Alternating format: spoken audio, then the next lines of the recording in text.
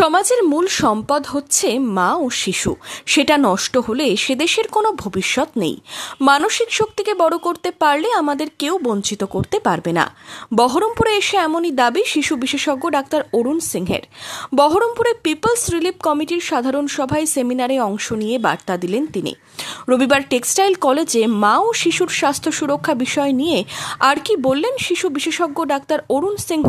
যখন একটা বাচ্চা জন্মায়, একটা সম্ভাবনা জন্মায় এবং সেই বাচ্চার প্রথম পরিচয় হলো সে একটা হোমোসেপিয়েন এবং সে শুধু একটা সমাজ, একটা দেশকে বিলং করে না, গোটা পৃথিবীকে বিলং করে। তার ব্রেন যদি ঠিক মতন হয়, সে একটা ভালো কবি হতে পারে, ভালো পেইন্টার হতে পারে, ভালো সায়েন্টিস্ট হতে পারে, ভালো ডাক্তার হতে পারে এবং তার কাজটা সারা বিশ্বে কিন্তু ছড়িয়ে পড়ে। যে আসল সম্পত্তি হচ্ছে একটা বাচ্চার 100 বিলিয়ন নিউরনস, তাকে তৈরি করতে হবে। সেটা কোনো ঈশ্বর তৈরি করে দেয় না, তৈরি করে মা, তার প্রথম টিচার, সমাজ এবং দেশ। এই যদি ইনভেস্টমেন্ট আমরা যদি করি আমাদের নবজাতক বাচ্চাদের মধ্যে, গর্ভবতী মাদের মধ্যে, তাহলে কিন্তু সত্যিকারের আসল সম্পদ আমাদের দেশে তৈরি হবে।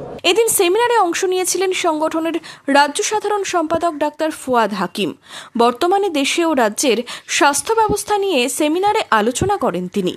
বাজেটে স্বাস্থ্য খাতে বরাদ্দ কমায় কী প্রভাব পড়ছে স্বাস্থ্য ব্যবস্থায় তা তুলে ধরেন ডাক্তার ফুয়াদ হাকিম।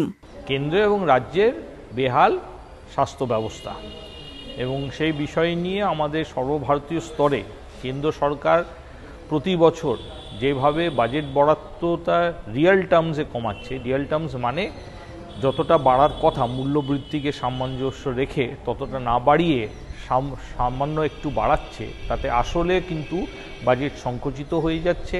গোটা ভারতবর্ষের মধ্যে 2014-15 তুলনায় রক্তাল্পতাটা অনেকটাই বেড়ে গেছে, বিশেষ করে মা এবং শিশুদের মধ্যে। এই বিষয়গুলো নিয়ে আমরা আলোচনা করলাম।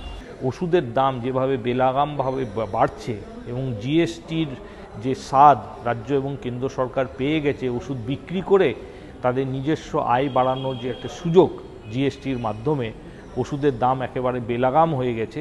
এই গোটা বিষয় নিয়ে আজকে আমাদের পিপলস রিলিফ কমিটির এই বার্ষিক সভায় সঙ্গে এই সেমিনারটা আয়োজিত হয়েছিল।